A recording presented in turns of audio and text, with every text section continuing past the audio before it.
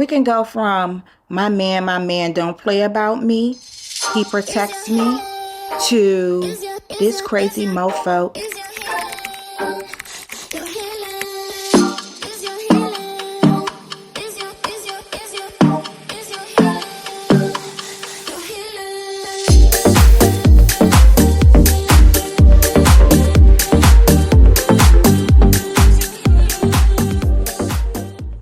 Hey Helen besties. So the last video or maybe two videos ago, I spoke to you guys about a situation that happened with my neighbor, right? She was unalived by her boyfriend, father of her kids of 20 years. Can you imagine giving someone 20 years and they decide to unalive you?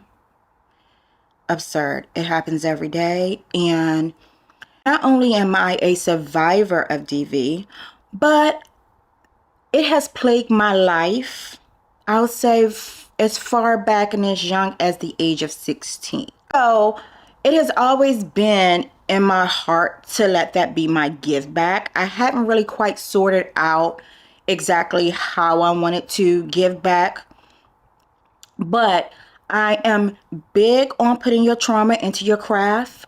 I am big on turning your trauma into passion. I am big on using that trauma and combining it with your creative energy. So today, to help me kind of heal through what I just experienced with my neighbor, because y'all, this man has been in my house and everything. Like, what I've experienced with my neighbor, I decided I wanted to do a series, and because it's DV month, it's the perfect time. It's the end of the month, but I'm going to get these videos out. I actually recorded these videos a while ago, but I didn't love them. And so here I am recording it again for you, because it's important to me that for this series, it is quality content. A lot of times we're in relationships and we don't realize how abusive it is prior to the physical happening. I will give you a quick example of my experience. So I was in an abusive relationship and I didn't recognize the abuse as much early on. One, I didn't have experience with it. And two, it wasn't heavy on the physical side. However, when I went to, I would say it's like a not focus group, guys. I would say it's like counseling session or group therapy. They give you a test in the beginning to kind of get a level of the abuse you're experiencing. And he did the same thing as well, I guess, with the attempt to do better or convince me that he would do better. Well, we both took the test, and surprisingly, it measured high in a scale, not just for myself, but for him as well. And we both were a bit surprised. So I'm telling you this because a lot of times prior to the physical abuse, there are many, many, many signs that it's going to get physical. And there are many, many things that you're going through that's already putting you in a very abused and unhappy state. Prevention is always the forefront of anything. So I wanted to start this series with signs that are not physical, because my goal is to be able to reach someone prior to it becoming abusive physically. So sign number one is isolation and control. There's a very fine line between being a kept woman and being an abused woman. I said what I said. I said what I said. Isolation and control are often the first signs of abuse.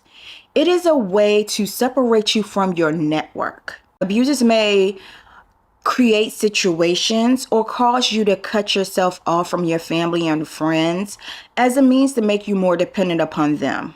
They may monitor your phone, your online activity, read your messages, control your access to social media, isolating you from outside perspectives and emotional support. Isolation can be very dangerous as it leaves you feeling alone and vulnerable. Furthermore, abusers tend to dictate who you can and who you can't see. You know, him having a big problem with you being out with that whole friend. We're grown women. We're grown women. She can be single and do her, while you can be in a relationship and do you. You get what I'm saying? That's not an excuse. It's not a means to protect you. It is a means to control you. They may alienate you from your family and friends by creating drama, embarrassing you, spreading lies, or even making false accusations. It may cause tension between you and your loved ones, and sometimes this is done covertly. They may lie to your loved ones, insinuate things, or even lie to you about your loved ones. As a part of the isolation and control, they may even control you by way of constant surveillance. This consists of wanting to know your whereabouts. This consists of calling your friends. This consists of putting a GPS on your vehicle or on your phone. And I could tell you from my experience, I'm not 100% sure, but I'm about 95% sure that I set my phone down with someone and they put on my locator to my phone. Like when I went to the bathroom. Don't leave your phone. Do not leave your phone. It's crazy that we live in a world today where you just don't know who you can trust, who have malicious intent. Until you are sure, do not leave your phone.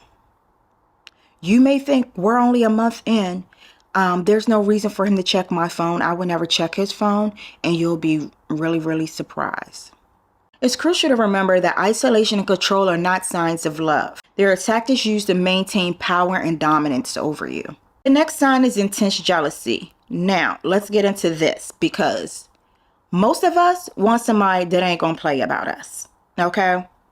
I love a man that ain't gonna play about me. But this is a fine, fine line between a man who's protective and a man who has an intense form of jealousy. We can go from my man don't play about me, he protects me, to this crazy mofo is extremely jealous very quickly. This intense jealousy may lead to accusations of cheating where there's no evidence to support the claim. Abusers may constantly question your loyalty, sowing seeds of doubting and eroding your self-esteem, and causing you to be in a cycle where you're always trying to prove your loyalty to them. If your partner constantly accuses you of cheating or becomes possessive and controlling out of jealousy, big ass red flag. Jealousy can also look like them trying to control what events you go to, what hobbies you do, or any interest that doesn't involve them. And it can even include them being jealous of you succeeding in life, or getting ahead of them, or having goals and accomplishing them. The ultimate goal for them is for them to have you feeling as though you are beneath them. They're the prize, when that should not be the case. Abusive people are deeply rooted in insecurities, and they can and will never handle the audacity of you growing and glowing. The next is verbal and emotional abuse. This includes insults, belittling, name calling. Emotional abuse can leave deep scars. I just don't like this. Emotional abuse can leave very deep scars that are very, very harmful, although they're not physically seen. And while they don't leave physical marks, their impact can be deeply traumatic and long-lasting. Verbal abuse includes shouting, name-calling, demeaning language, and constant criticism. This constant barrage of hurtful words can chip away at your self-esteem and leave you feeling a bit worthless. Emotional abuse is equally damaging as it involves manipulation, causes you to question your reality, and it creates a constant state of fear and anxiety. Abusers use tactics such as gaslighting, where they deny their abusive behavior or maybe even blame you, making you question your sanity. In an emotionally abusive relationship, you may constantly feel like you're on edge, maybe even feel like you're walking on eggshells to avoid triggering your partner. They may threaten to leave you or harm themselves if you aren't in compliance with their demands, leaving you feeling trapped and maybe even powerless. I can tell you from my experience, the emotional and verbal abuse did the most damage to me. I definitely felt like in the midst of it, and you guys may feel the same way, in the midst of it, I recognize his insecurities, I recognize his behaviors, and so many times in the midst of it, I didn't believe anything that he said about me, right? I knew that it was out of anger. I knew it wasn't true. But when we fast forward to me healing afterwards, it took some work to get those thoughts out of my head. Like, let's think about affirmations.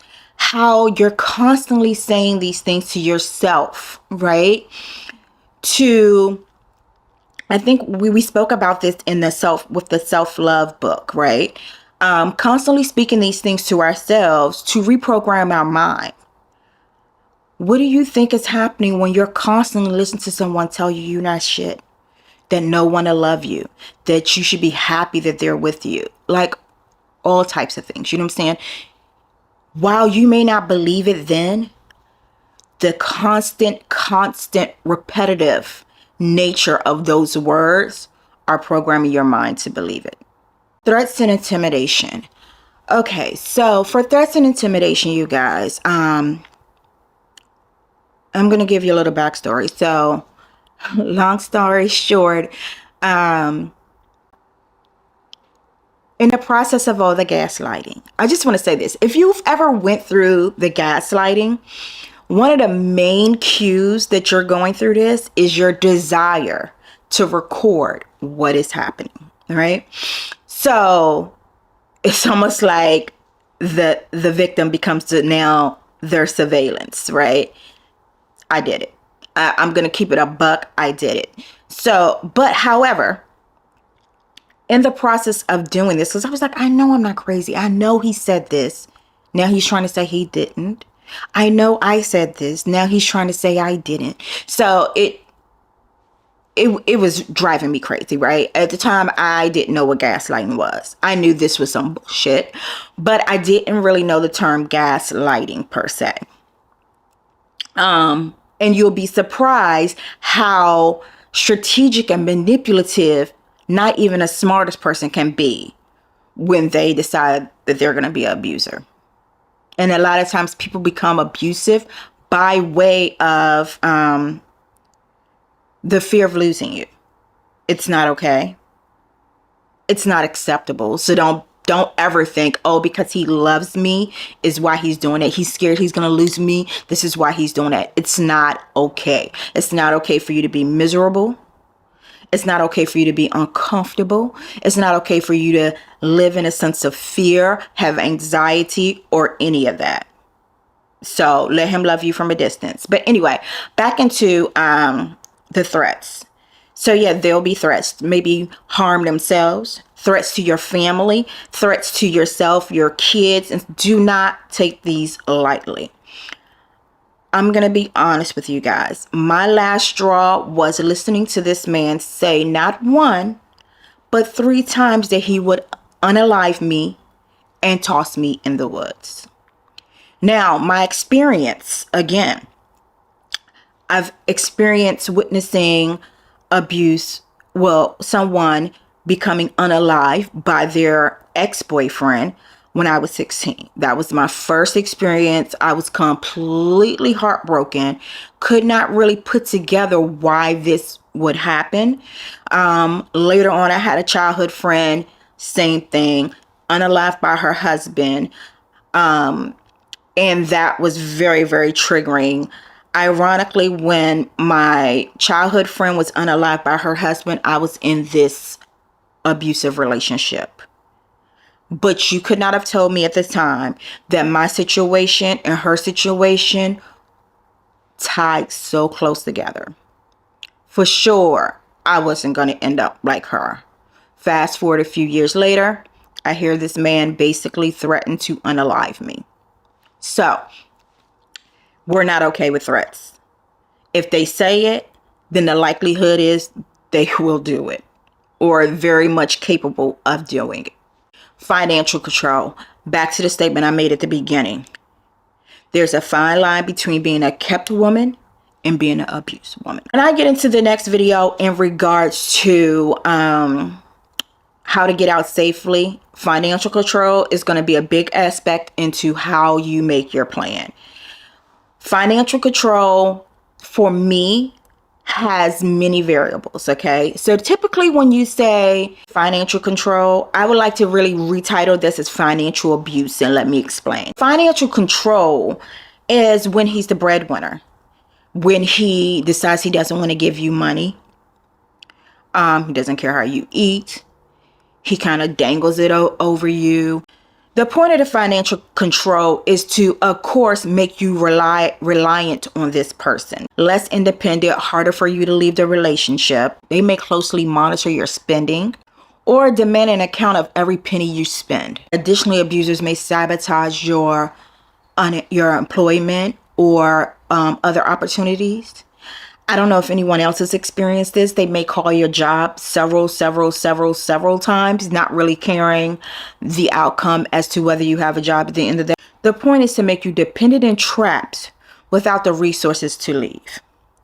Now, the other aspect of financial abuse, and this was for my experience, and some people may not necessarily agree with this. They may be like, oh, nah, you could have walked away. You could have not provided, whatever. We already know abuse starts with the mind first, which is why we're going over these particular things, because before it gets physical, there's a lot of manipulating going on that causes you to move in ways that you're probably not familiar of moving in, cause you to move in ways you wouldn't normally. I can tell you this firsthand. There were so many times I looked in the mirror, I didn't recognize myself.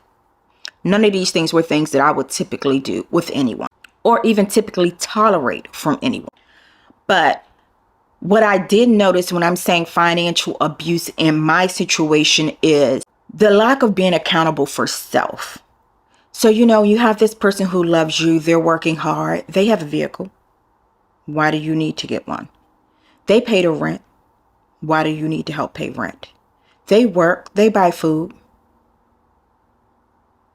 Why do you need to consider getting or keeping a job? It was always the manipulation of, oh, I'm doing bad right now. You're just going to kick me while I'm down. You're not being a support system. I would support you in this situation. Those things that kind of play on your guilt constantly over and over again. And there's no ending. There's no attempt to keep a job. There's no attempt. The attempt to get a job is met because their life's not changing. They have a vehicle to drive. They have a house to live in. They have food to eat. And it's all at your expense, but you got to work anyway. The last topic I'm going to talk about is unpredictable mood swing, like feeling like you're on an emotional roller coaster. I remember so many times being like, I don't even like roller coasters. Better yet, an emotional one. One moment, the abuser may be charming and loving, and then the next, they become aggressive and abusive. The unpredictability keeps you on edge, and it's extremely exhausting. It's also a way to, again, going back to you proving your loyalty. It's also a way for them to constantly be the receiver of love and affection. When you think about it, how they love bomb you in the beginning, right?